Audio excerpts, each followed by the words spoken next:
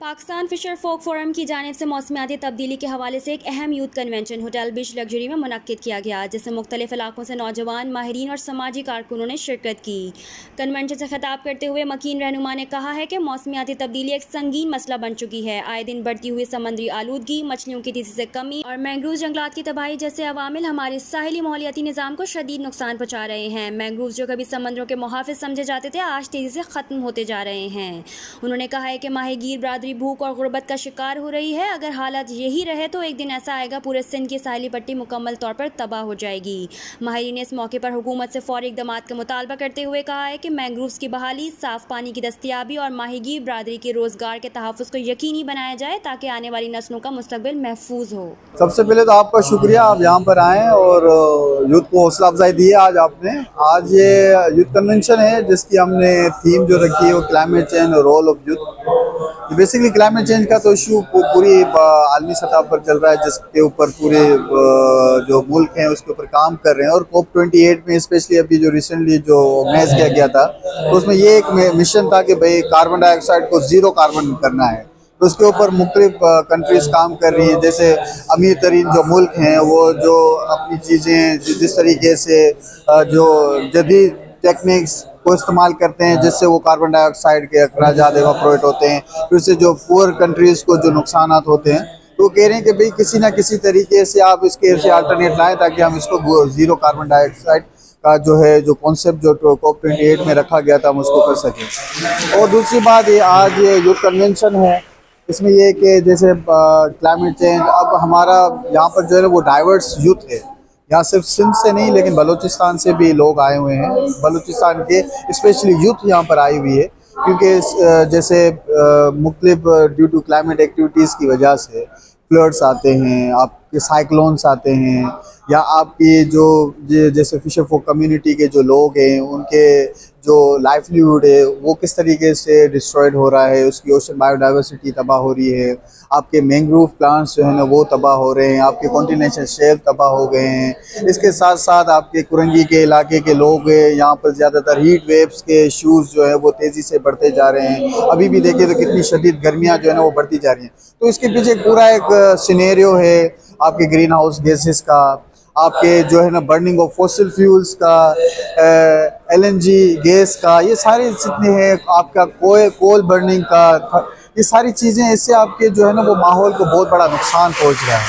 तो हम ये सारी चीज़ें आज जो हम यहाँ पर जो इंगेज हुए हैं, जो लोगों को जो नौजवानों को गैदर किया है ताकि हम उनको वो अवेयरनेस दे सकें। आज हमने जो है ना वो मुख्तलिफ हमारे स्पीकर्स को बुलाएं जो एक्सपर्ट हैं, जिन्होंने एनवायरनमेंट के ऊपर काम किया हुआ है, जिन्होंने क्लाइमेट चेंज के ऊपर काम किया हुआ है। तो हमने उनको आज इनवाइट किया ताकि उनका एक यूथ के साथ एक इंटरेक्शन हो, ताकि यूथ को वो अवेयरनेस दे सके, वो नॉलेज दे सके, ताकि ये जितने भी इश्यूज़ हैं यूथ अपने ही प्लेटफॉर्म के ऊपर उसको हाईलाइट कर सके, अपनी कैंपेन्स रन कर सके थ्रू सोशल मीडिया के, with the support of civil society, NGOs होगी, इंटरनेशनल NGOs हो गए जो इन तमाम जो क्लाइमेट चेंज के ऊपर जो है ना वो काम कर रहे हैं। तो आज इसका यही मकसद है यूथ को इकट्ठा करना और दूसरा गवर्नमेंट को रियलाइज़ करवाना कि ये सारी चीज़ें हो रही हैं जिसका नेगेटिव इम्पैक्ट हमारे नौजवान बच्चों के ऊपर, हमारे रोज़गार के ऊपर, हमारी सेहत के ऊपर पड़ रहा है। तो इसके ऊपर आप थोड़ा सा काम तेज़ी से करना शुरू कर दें, इसके ऊपर इम्प्लीमेंटेशन करना शुरू कर दें। तो बेसिकली ये सारा जो यूथ कन्वेंशन है वो इसी के ही ऊपर है। एक सवाल है आपसे, समंदर के करीब रहते हैं और बड़ा मामला ये शॉपिंग बैग जो है वो नालों के जरिए समंदर में भी आते हैं, नालों में उससे जो नुकसान हो रहे हैं, क्या तो ऐसा कोई मैकेनिज्म गवर्नमेंट नहीं बना सकती है जिस शॉपिंग बैग की जगह ऐसा बैग बनाया जाए, ये जो है उससे गंदगी ना करें? देखिए इसके ऊपर तो पाकिस्तान फिशर फोक फोरम जो है ना with the support of PDA जो उन्होंने एक बहुत बड़ी कैंपेन रन की थी इब्राहिम हैदरी रेडियो लट बस्ती में, और उस पर हमने हमारे 2 स्किल डेवलपमेंट सेंटर हैं जहाँ पर फ्री ऑफ कॉस्ट बच्चों को सिलाई कढ़ाई, ब्यूटिशियन और कंप्यूटर सिखाया जाता है। जो कंपोनेंट हमारा जो ब्यूटिशियन आपको स्टिचिंग का था उसमें हमने जिन नौजवान लड़कियों को और ख़वातीन को जो हमने स्टिचिंग सिखाई थी उन्हीं के थ्रू हमने जो है ना एक बीट प्लास्टिक पोल्यूशन की जो है ना वो कैंपेन स्टार्ट की थी, जिनमें हमने इनको जो है ना वो कॉटन बैग्स बनाकर उनको पूरे जो है ना वो इब्राहिम हैदरी रेडियो अलर्ट बस्ती में हमने उनको डिस्ट्रीब्यूट किया, ताकि ये हम जो है ना वो अवेयरनेस है, क्योंकि we are not a government. हम लोग एक इनिशिएटिव लेते हैं या एक कैंपेन स्टार्ट करते हैं कि भाई वो सारी चीज़ें जो आइडियाज़ हम लेकर आते हैं वो उनको जो है वो प्रोमोट कर सकें और गवर्नमेंट उसको इम्प्लीमेंट करे। तो अभी तक कोई ऐसा मैकेनिज्म नहीं बना। और दूसरा, बड़े पैमाने पे ड्रेनेज, आपका सेवरेज, इसका भी कोई मास्टर प्लान अभी तक गवर्नमेंट को हमने कहा है कि भाई आप ट्रीटमेंट प्लांट जो है ना, अभी मैंने सुना है कि बजट में ट्रीटमेंट प्लान रखा है और उसके लिए यहाँ के लोकल MP MNO ने भी जो है ना वो रिक्वेस्ट की कि भाई हमारे जो कोस्टल एरिया है वहाँ पर जो है ना वो ट्रीटमेंट प्लांट जो है ना वो इंस्टॉल किया जाए, ताकि ये जो सारी चीज़ें हमें फेस करें। क्योंकि इसके थ्रू मैं कह रहा था कि भाई हमारा पूरा कॉन्टिनेंटल शेल्फ तबाह हो चुका है, क्योंकि आपकी ओशन जो बायोडाइवर्सिटी वो तबाह तो हो रही है, लेकिन आपके अंदर जो है ना ओशन एसिडिफिकेशन भी बढ़ती जा रही है, समंदर में तेजाब भी बढ़ता है, आपका पानी ब्लू से ब्लैक में कन्वर्ट हो गया। तो ये सारे मामला हैं, तो इसके ऊपर गवर्नमेंट को चाहिए मजीद तेजी से काम करे। जो बजट में अभी आप ये चीज़ रखी है उसको जल्द से जल्द फौरी इस पर इम्प्लीमेंट करके ये सारे ट्रीटमेंट प्लान इंस्टॉल करें और ड्रेनेज का एक मास्टर प्लान लेकर आए, ताकि ये इश्यूज़ को हम रिजॉल्व कर सकें। नहीं, मेरा तो ख्याल है कि हमारे कुछ जो इलाके हैं जिसमें रेडीकोट शामिल है, जिसके अंदर इब्राहिम हैदरी शामिल है, यहाँ की यूथ बहुत एक्टिव है और वो वाकई में उन्होंने अपना मुस्तकबिल अपने हाथों में लेने की ठानी भी है और वो चाह रहे हैं कि वो कुछ ना कुछ जो है वो कंट्रीब्यूशन करें और खतरा खतरा ही समंदर बनता है। तो हमें यूथ को मोटिवेट करना चाहिए, इस तरह के फोरम्स होने चाहिए ताकि लोगों को पता चले कि हमारे एक कोने पे, शहर के एक कोने में कोई काम हो रहा है तो सबको नहीं पता होता। तो यहाँ फोरम में जब सब लोग आके मिलके बैठते हैं और जब मीडिया कवरेज होती है तो वो स्टूडेंट्स का, यूथ का जो काम है वो हाईलाइट होता है और वो सबकी नज़र में आता है, which is a very good thing. एक चीज़ है, हम इतने बड़े बड़े काम करने के लिए खड़े हैं, गुटखा खाते वहीं थूकते, शॉपिंग बैग जो हमारे घर के अंदर होते हैं हम उसको उठाते फेंक देते, उससे जो हमारे शहर को में गंद हो रही है उस पर कोई काम नहीं हो रहा। देखिए, गुटखा तो एक नासूर है और वो एक कैंसर की तरह हमारी जो माशरा है ना उसमें सलाहियत कर गया है। और क्योंकि ये इसमें इतना खौफनाक नशा है कि जिसके मुँह को एक मरतबा ये लग गया फिर वो छोड़ना उसके लिए बहुत मुश्किल हो जाता है। अब इसमें हम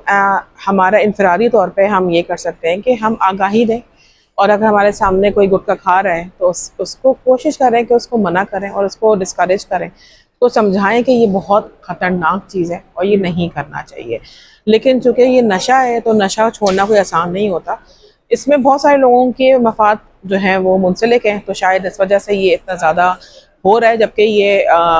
ये बैन है, ये पब्लिकली बेचना बैन है, अब वो हो रहा है, अब वो माशरे में हो रहा है और उसका हमें नज़र आ रहा है, जो कि एक बहुत गलत बात है। जहाँ तक थैलियों की बात है तो थैलियों में तो देखें, हमें और आपको अपने अपने अपने घरों से इस चीज़ को जो है ना वो करना है और हमें खुद प्रैक्टिस करनी है कि हमें कोशिश करें कि हम डिस्करेज करें कि हम थैली ना लें और हम अपने साथ कोई कागज़ का थैला या कपड़े का थैला रखें, क्योंकि हमारे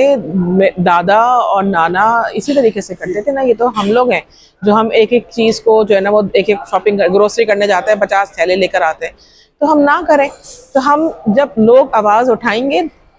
सिविल सोसाइटी आवाज़ उठाएगी, लोग बात करेंगे, लोग डिस्करेज करेंगे किसी चीज़ को, तो शायद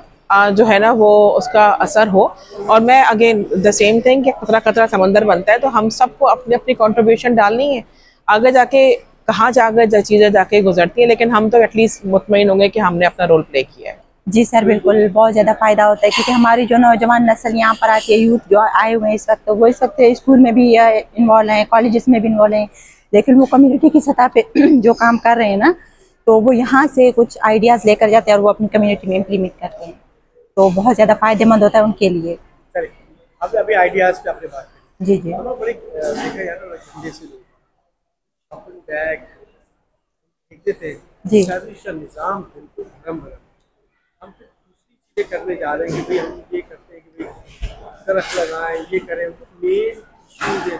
उसका मावा खाते हम दीवार पे पच कर देते हैं, उसके अंदर अपने शहर से प्यार नहीं, मोहब्बत नहीं, उसमें इतनी मसाइल है ना, उस मसाइल के लिए क्या हम अवेयरनेस बच्चों को दे सकते हैं। सर उसके लिए हम ये कर सकते हैं कि हम उन्हें आगाही सेशन दे सकते हैं, उनको जो है उनके साथ मिलके हम लोग खुद वो काम करें जो कि उनके लिए भी फ़ायदामंद हो ना, क्योंकि हम यहाँ पर ठहर के सिर्फ उन्हें लेक्चर देंगे, सिर्फ उन्हें बोलेंगे तो वो काम नहीं करेंगे, फिर चाहे वो इवन में खुद ही क्यों ना। तो हमें ये चाहिए कि हम लोग खुद जाकर वहाँ पर प्रैक्टिकली काम करेंगे, तो इससे हमारे जो नौजवान हैं वो भी सीखेंगे हमसे, और हमारे जो कम्युनिटी के लोग हैं वो भी हमसे ये सीखेंगे कि भाई अगला बंदा हमें जो अवेयरनेस दे रहा है वो खुद भी इस काम में जो है शामिल है।